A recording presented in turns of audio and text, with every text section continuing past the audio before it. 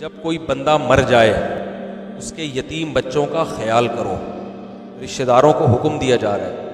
آپ کے بھائی کا انتقال ہو گیا, بھابھی کے چھوٹے چھوٹے بچے ہیں, لوگ کیا کرتے ہیں, بھابھی کو گھر سے نکال دیتے ہیں. بہت ہو رہا ہے بھائی, اب تم جاؤ بچوں کو لے کے یہاں سے دفع ہو جاؤ.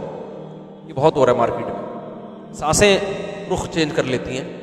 تو اللہ نے فرمایا وَلْيَخْشَ الَّذِينَ لَوْ تَرَكُوا مِنْ خَلْفِهِمْ ذُرِّيَّةً ضِعَافًا خَافُوا عَلَيْهِمْ. اللہ فرماتے ہیں اپنے بارے میں سوچو, اگر اس کے بجائے تمہاری موت ہوئی ہوتی اور تمہارے چھوٹے چھوٹے معصوم بچوں کے ساتھ یہ سلوک ہو رہا ہوتا تو تم پہ کیا گزرتی. یہ تو اس کی موت ہوئی ہے, تمہاری بھی تو ہو سکتی تھی. تو کیوں ایسا معاشرے میں کردار کر رہے ہو کہ کل اگر تم مر گئے تو تمہارے بچوں کے ساتھ بھی یہ سلوک. تو اپنے خاندان میں, معاشرے میں یہ رواج بنانا چاہیے کہ جس کے بھی یتیم بچے ہوں گے, ہم میں سے کوئی بھی مرا تو دوسرے ان کے بچوں کو سینے سے لگائے, تاکہ تمہیں بھی تحفظ ہو. بھائی میں بھی تو مر سکتا ہوں نا. آج کتنے لوگ ہیں, میں جانتا ہوں, آج اگر وہ مر گئے مجھے پتا ہے ان کے بچوں کا کوئی پوچھنے والا نہیں ہے, روڈ پہ رلتے پھریں گے وہ بیچارے.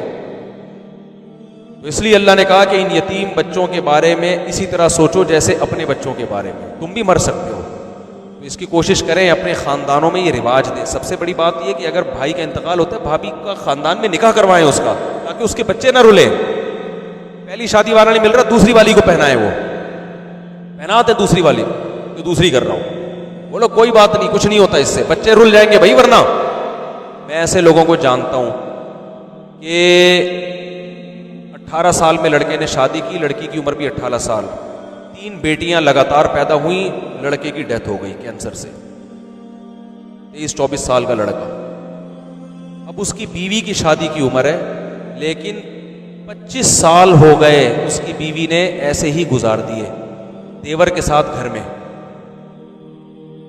کیونکہ وہ بیچاری جو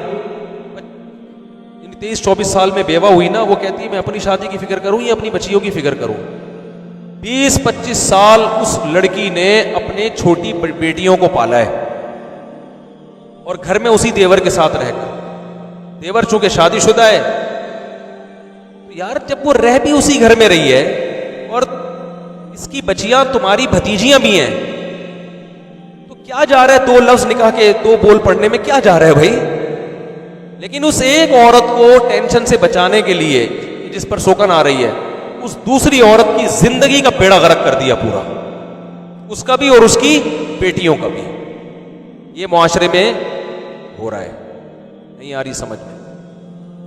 اس کی جوانی برباد کر دی نا, کہ وہ کما بھی رہی ہے, جاب بھی کر رہی ہے, پوری 20-25 سال اس نے اس طرح گزار دی, ساری شوہر کے بغیر جوانی پوری گزار دی اس نے, اور اپنے بچوں کے لیے جاب کرتے ہوئے. تو میں یہ کہتا تھا کہ بھائی یہ اسی گھر میں, یہ پرانا واقعہ, میں تو چھوٹا بچہ تھا اس وقت, کہ بھائی یہ اسی گھر میں رہتی ہے, ایک بھائی کا انتقال ہو گیا اور رہ بھی اسی گھر میں رہی ہے, کمانے جاتی ہے, تو کیا جا رہا ہے یار, یہ جو ہے نا ایجاب و قبول کر کے اس کو اس کی بیوی بنا دو, تاکہ یہ بچے اس کی کسٹڈی میں آ جائیں اور یہ بھی برائی سے بچ جائے گی. مگر ہمارا معاشرہ اس کو قبول نہیں کرتا. وہ اس ایک عورت کے غم کو تو دیکھتا ہے جس پہ سوکن آ رہی ہے, وہ اس کے غم کو نہیں دیکھتا جس کو ساری زندگی اکیلے بغیر کسی سرپرست کے اپنی بیٹیوں کی تربیت کرنی ہے, جبکہ ابھی اس کی اپنی خود کی شادی کی عمر تھی. بہت مشکل ہے بھائی, نہیں مانو گے, جب تک اسلامی حکومت نہیں ہونا اور میرے ہاتھ میں ڈنڈا نہ اور میں خلیفہ نہ ہوں, اس وقت تک, جب تک طبیعت سے دھنائی نہ ہو, اس وقت تک بات سمجھ میں نہیں ہے. چلو آگے چلتے ہیں. اللہ نے اس میں یہ بھی بیان کیا کہ یتیموں کا خیال کیا کرو, اپنے بچوں کا خیال کرو, تم بھی مر سکتے ہو. تو معاشرے میں ایسا کلچر پروموٹ کرو کہ کل اگر تم مر گئے تو تمہارے بچوں کو بھی لوگ سینے سے لگائیں, رلتے نہ پھرے معاشرے میں, یہ کلچر.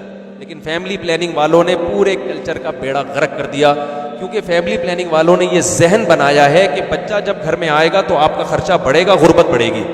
تو اپنے بچے لوگ پالنے کے لیے تیار نہیں ہیں, دوسرے کے بعد تیسرا پیدا کرنے کے لیے تیار نہیں ہے, تو بیوہ عورتوں سے نکاح کر کر کے ان کے یتیم بچوں کو کون پالے گا. تو یہ فیملی پلاننگ والوں کا زہر ہے جو انہوں نے ہمارے جسموں میں گھول دیا ہے. پہلے الٹا ہوتا تھا, حضرت مریم کی والدہ کا انتقال ہوا تو جھگڑا ہو رہا ہے کہ ان کو کون پالے گا, سب کہہ رہے ہم پالیں گے. یہ کلچر تھا اس دور میں. تو حضرت زکریا کے نام قرآن نکلا. آج کیا ہوتا ہے, یہ ٹینشن مجھے نہیں دو, کسی اور کو پکڑا دو. ہاں ورنہ جو بے اولاد ہو وہ تو لے لیتا ہے، جس کی اولاد ہو وہ عام طور پر نہیں لیتا. تو یہ کلچر معاشرے میں پروموٹ کریں اس کو، بھی پالیں بچے، ثواب ملتا ہے، اس سے کچھ بھی نہیں ہوتا. جو کچھ سنا گیا اللہ اس پر عمل کرنے والا اور آگے لوگوں تک پہنچانے والا بنائے. مزید اصلاحی بیانات کے لیے ہمارا یوٹیوب چینل ایمان و یقین کو سبسکرائب کریں. جزاک اللہ.